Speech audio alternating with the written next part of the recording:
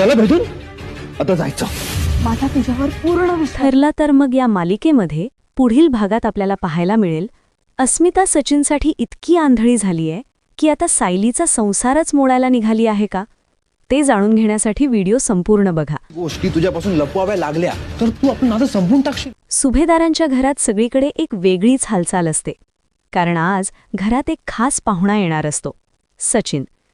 त्याच्या येण्यामागे एकच कारण असतं, आपल्या बाळाला भेटणं. सचिन घराच्या दारात उभा असतो, चेहऱ्यावर थोडी चिंता, थोडी ओढ आणि थोडं प्रेम. दार उघडतं आणि तो आत येतो. घरात पाऊल ठेवताना त्याच्या मनात खूप काही चाललेलं असतं. गेल्या काही दिवसांतील घटना, गैरसमज आणि नात्यांमध्ये निर्माण झालेली दरी. तो हळूच पुढे जातो आणि त्याच्या नजरेसमोर येतं ते त्याचं बाळ. त्या क्षणी सगळं काही थांबल्यासारखं वाटतं. त्याच्या डोळ्यांमध्ये एक वेगळंच ममत्व दिसतं. तो बाळाला उचलतो, त्याच्याकडे बघतो आणि जणू सगळ्या ताणतणावांना विसरून जातो. हा सीन खूपच इमोशनल असतो, कारण इथे एक बाप आपल्या लेकराला भेटतोय, ज्यात कोणतीही दिखाऊपणा नाही, फक्त शुद्ध प्रेम आहे. पण जसं प्रत्येक शांततेनंतर वादळ येतं तसं इथेही होतं. अर्जुन तिथेच उभा असतो. त्याच्या चेहऱ्यावर नाराजी स्पष्ट दिसत असते. तो काही वेळ सगळं पाहतो आणि मग अचानक बोलून जातो, झालं ना तुझं, आता निघ बाहेर. हा डायलॉग जरी छोटा असला तरी त्यात खूप काही दडलेलं असतं. राग, अविश्वास आणि कुठेतरी मनात साठलेली कटुता. सचिन थोडा थबकतो. त्याला अपेक्षा नसते की अर्जुन इतक्या थेट शब्दात त्याला बाहेर जायला सांगेल, पण तो काही बोलत नाही, कारण त्याचं लक्ष अजूनही बाळावरच असतं. इतक्यात अचानक वातावरण बदलतं. अस्मिता तिथे धावत येते. तिची एंट्रीच खूप पॉवरफुल असते. ती थेट सचिनकडे जाते, त्याचा हात घट्ट पकडते, जणू सगळ्यांसमोर एक मोठं स्टेटमेंट देत आहे. ती म्हणते, माझ्या नवऱ्यावर पूर्ण विश्वास आहे. हा संवाद ऐकून सगळे थक्क होतात, कारण जिथे सगळे सचिनवर शंका घेत आहेत तिथे अस्मिता मात्र त्याच्या पाठीशी ठामपणे उभी राहते. हा सीन खूप महत्त्वाचा आहे, कारण इथे आपल्याला दिसतं नात्यात विश्वास किती मोठी गोष्ट असते.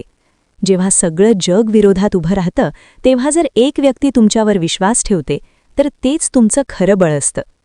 पण अस्मिता इथेच थांबत नाही. ती थेट सायलीकडे वळते. आता वातावरण आणखी ताणलेलं असतं, कारण सायली आधीपासूनच भावनिक अवस्थेत असते. तिच्या मनात आधीच खूप प्रश्न, शंका आणि राग असतो. अस्मिता शांत पण ठाम आवाजात विचारते, सायली, तुझा नवरा जर तुला खोटं बोलत असला असता तर तू त्याला कधीतरी माफ केलं असतंस ना?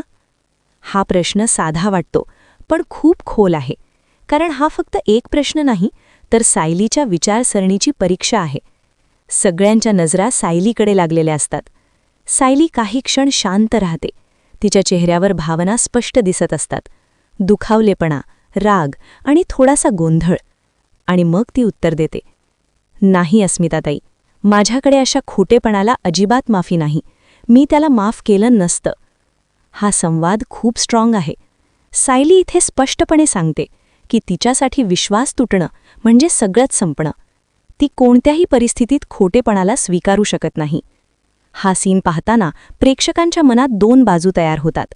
एकेकडे अस्मिता, जी आपल्या नवऱ्यावर अंधविश्वास ठेवते, आणि दुसरीकडे सायली, जी तत्वांवर ठाम आहे आणि चुकीला माफी देण्यास तयार नाही. दोघींचंही म्हणणं त्यांच्या जागी बरोबर आहे. पुढचा सीन अर्जुनच्या रूममध्ये जातो. सायली हलकासा हसून विचारते. सायली विचारते, काय झालं, एवढे टेन्शनमध्ये का दिसताय? पण अर्जुन काही बोलत नाही. तू फक्त तिच्याकडे पाहत राहतो. त्याच्या डोळ्यात गिल्ट, भीती आणि प्रेम तिन्ही गोष्टी एकत्र दिसत असतात. सायली थोडी चिंतेत येते. ती पुढे येते. अर्जुन सर, काय झालं? काहीतरी बरोबर नाही. अर्जुन खोल श्वास घेतो आणि अचानक विचारतो, बायको, तुला जर असं समजलं की सगळ्यांच्या भल्यासाठी काही गोष्टी लपवाव्या लागल्या तर तू आपलं नातं संपवशील का? सायली काही क्षण शांत राहते. तिच्या चेहऱ्यावर कन्फ्युजन दिसतं. ती हळूहळू विचारते, म्हणजे तुम्ही असं काही केलंय का? अर्जुनचे डोळे खाली जातात. तो लगेच उत्तर देत नाही. त्याच्या शांततेतच सगळं उत्तर दडलं असतं. सायलीचं मन धडधालायला लागतं. ती थोडी मागे सरकते. अर्जुन, सरळ सांगा, तुम्ही माझ्यापासून काहीतरी लपवलंय का? अर्जुन तिच्याकडे पाहतो. त्याच्या डोळ्यात पाणी दाटलेलं असतं. सायली, मी जे केलं ते चुकीचं नाही, पण तू वाक्य पूर्ण करू शकत नाही. सायलीचा आवाज थोडा कडक होतो. पण काय? सत्य सांगणं इतकं अवघड आहे?